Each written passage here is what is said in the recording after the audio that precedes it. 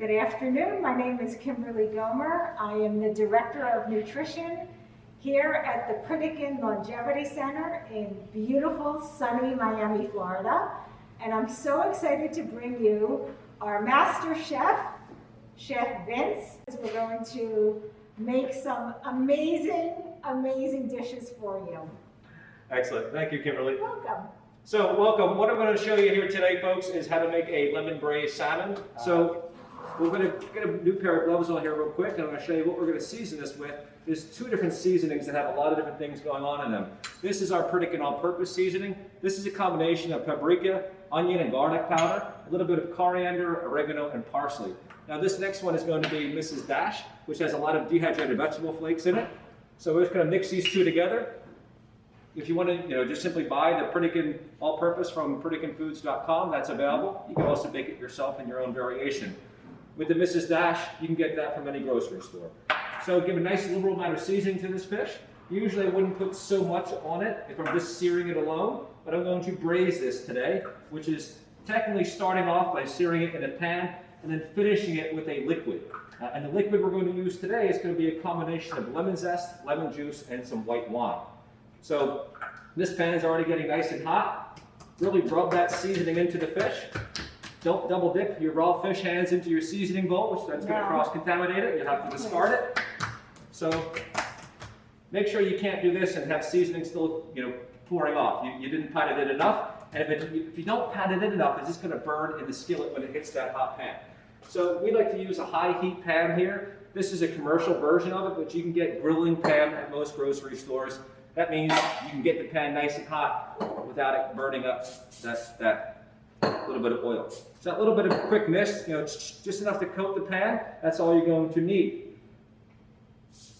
It's a gray bottle, the pan spray that you get at the grocery store. It will say pan grilling in a gray bottle. Now some people may want to simply use their own kind of, maybe you want to use sesame oil or truffle oil. You can put it in a spritz bottle and spritz this in the pan. The same effectiveness as using cooking spray. You don't want to open a bottle and just pour oil into the pan. You're going to add way too much if you do so. So for our salad, we're going to use a lot of different components into here. And Kimberly's going to start building that in just a second here. I'm just going to move this raw fish back here. We'll put that in the cooler in a moment. Some of the things we're going to add into here, I'll pass over to Kimberly. What we're going to use, we have candy cane beets here. That's a really nice, go right into the bowl. I want to show you these candy cane beets. I have to tell you, good luck finding it in your grocery store. You've got to come to Pritikin for it because it's unusual, but it tastes amazing. So here we go. We're going to start with that. Candy cane beets work best leaving them raw. They don't bleed color into the other vegetables like red beets do. However, they will kind of fade that bright pink color when you do cook them, so you're best kept them raw. And I mince them up very fine. Before I go ahead and pass over anything else to Kimberly, I'm just going to take a couple of lemons. And we're going to show you a cool little trick here. Put a lemon in a pair of tongs, cut side up, squeeze all that juice right out of there, and you don't have to get a citrus juicer out of your pantry. Maybe you don't have one. And of course, if you just use your hands, it's going to cramp up your knuckles over time. And hold the cut side up. That way the seeds stay inside the lemon. And cover the cut side so you don't get lemon juice going into your eyes. Now, we're also going to use a tool called a microplane. And what we're going to do here is simply make this poaching liquid, or this braising liquid, and then pour it into the fish, into the pan, at the moment you would normally flip it over to cook the other side. Now, if I was to heat this liquid up first in the pan, and put the raw fish directly into that liquid once it hits about 165 degrees, well, then you're just poaching the fish. And you're missing out on the opportunity to get more sear, to get any sear, and to get more flavor by actually searing that fish. So when you're braising, you're combining searing and poaching, essentially, and getting the best of both worlds there. So we're going to use this tool here called a microplane. You get these for most department stores, Amazon. This will take the zest right off of the citrus. If you're somebody who doesn't like the acid, but you like the flavor, you can put lemon, lime, tangerine zest into a bottle of water, into a chopped salad, into yogurt to dip fruit into many, many things. So the lemon zest, lemon juice, and some white wine, pour all this together, and right into the pan it will go. And as soon as you see that cooked color come around the rim of the edges of the fish. Notice how much liquid is in that skillet, right? By the time this is done, there's going to be almost no liquid left. This is when most restaurants would put a bunch of salty capers. It also finishes lots of butter, and they make a lemon caper butter sauce. You don't need all that additional sodium and additional fat to make a good, flavorful sauce. So let's go pass over the rest of the components to Kimberly.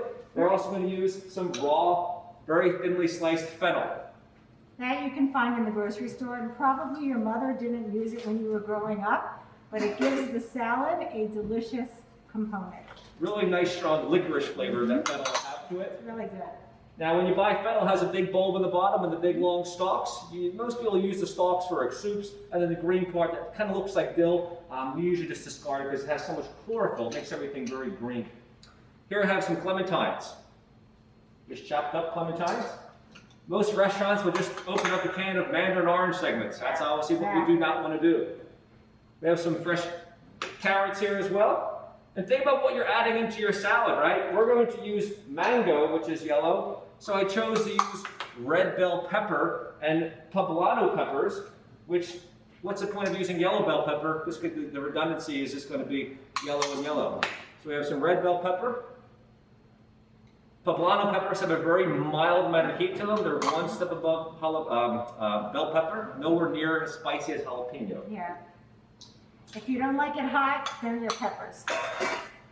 Another great new thing that we've been using here are purple ninja radishes. They're ninjas. Good luck finding them at the store, but honestly, they taste amazing. Chef puts together a little vegetable snack for guests here, and he includes them, he includes the radishes, and it's just so fun to eat a different vegetable and so pretty.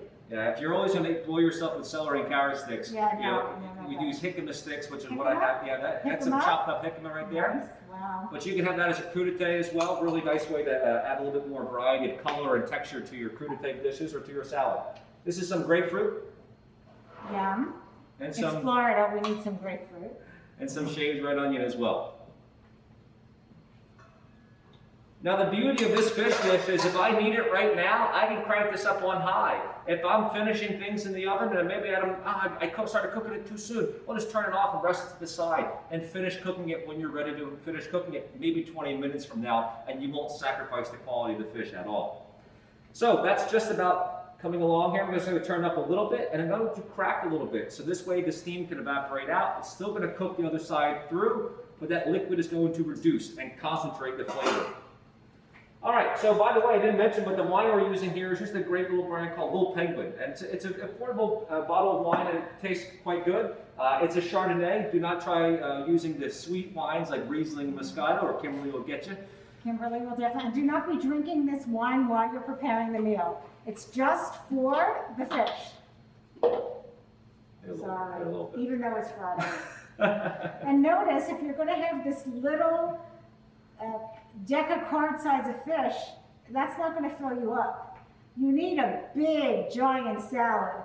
And it's so awesome that Chef already cut everything up, but that's really going to be the goal, that the main component of your meal for the vitamins, the minerals, the nutrients, to prevent cancer, to help you heal if you're sick, to help you lose weight, it's all on the veggies. That's the goal. So again, that salmon, as amazing as it is really going to act more like a condiment. The main course, it's the salad. And I have to tell you, if you can find a dressing that you love, you're good. And Chef is going to tell us how to make one that's amazing. We are going to make our citrus herb dressing. Now, we're going to use parsley. I'm going to use flat leaf Italian parsley. We're also going to use some cilantro here. Now, this is the beauty of this dressing here. If you don't like cilantro, leave the rest of the recipe alone and simply swap out cilantro for dill or basil or tarragon. Same thing with this lemon braised salmon. Maybe you want to use a lime or orange or a combination of citrus. Go for it. Now here I have the parsley, cilantro, half the amount of cilantro as the parsley, a little bit of raw minced garlic, not too much to make it too overwhelming, a little sharpness in there. This is a little bit of mustard here. Now, we use two mustards here at the center. We use a stone ground mustard from West Bray Natural, which is no salt added. And we also use a Dijon mustard, which unfortunately does have some sodium. However, we never use this one here as a condiment. We do not use this as a condiment, just as a little bit as an ingredient in a dish like this, where you're spreading the whole bit of sodium out. We would allow the other one to be used as a condiment for your veggie burgers and things like that. So this is just about done here. Wow, the liquid's almost gone. And this is when, again, most restaurants would glob it up with butter and mount it all into there, which, again, we're not going to do, and we would not want to do. We'll find a really nice glaze and finished product here when this is done. So far, the herbs, parsley, cilantro, mustard, garlic. We're going to now add the liquids. Here I have apple cider vinegar. This could also be white wine vinegar. It could also be rice wine vinegar, whatever white vinegar you may want to use. Don't just use white vinegar, right? That's not a very good thing to use in the kitchen. It's just maybe to clean your coffee pot out with, right? And your windows. Clean your windows with that. This is apple juice concentrate here. This is going to balance out all that sharpness you're getting from the vinegar, from the mustard, from the garlic. You don't want to make it sweet, but you want to have a balanced flavor. And here I have orange juice concentrate. And this is still concentrated, just like the apple juice, as a really intense flavoring there. The salmon there is done. You can see there's that little bit of glaze left on the other side. Now the other side is our presentation side. So it won't look like this. This is what a poached fish looks like. When we go in and put that over onto our salad, that's our presentation. All right, so let's finish up the dressing here. We're also going to use this ingredient here called xanthan gum. Now, xanthan gum is in a lot of things that you probably have used in the past already. Pre-made marinades, pre-made dressings. It's in a lot of things that you'll get. And what it does is it binds things together and it thickens up a dressing. So if you want to bind this up and give it a little bit more emulsification, if not, it just all separates, right? So this will actually emulsify it together. And a little tiny bit is all you need. It's like a cold version of cornstarch where you don't need to heat things up to thicken, but you do need to blend in the xanthan gum. And I can always blend in more. I can't take it out. So little by little, and you can adjust the thickness as you need it. This dressing works as a great marinade as well.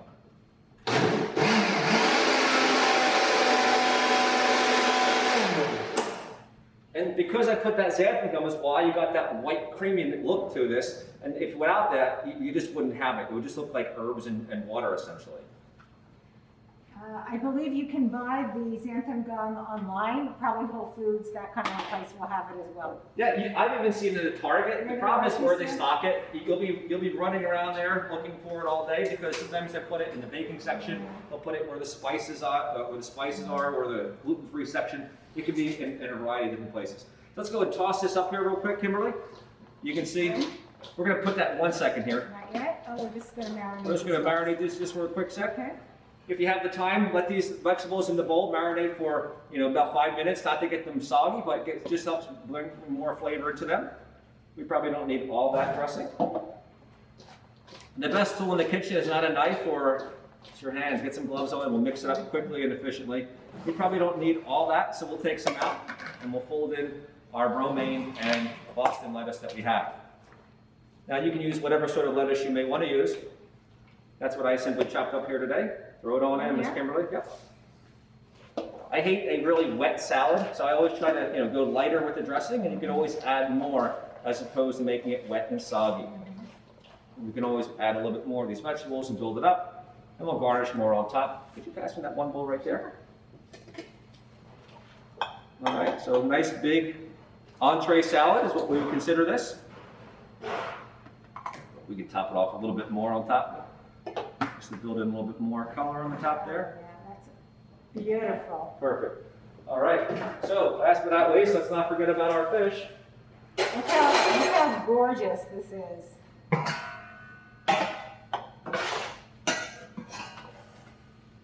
And that's what we're looking for there. You can see that. It looks amazing. Nice sear, nice and moist as well. We'll put that right on top of the salad, and that's it. Easy. This is the thing. It doesn't have to be complicated.